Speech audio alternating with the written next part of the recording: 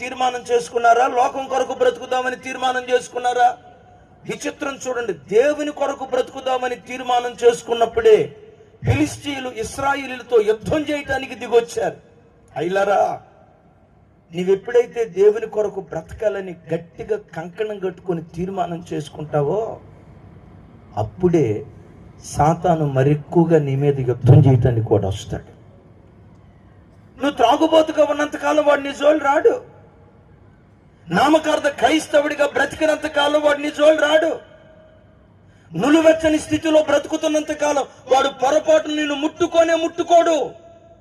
యేసు కొరకు బ్రతకాలి, యేసు అడుగుజాడలను వెంబడించాలి, యేసును పోలి నేను జీవించాలి ఎప్పుడైతే తీర్మానం చేసుకుంటావో అప్పుడే వాడు నీ మీద యుద్ధం చేయటానికి వాడు దిగొస్తాడు.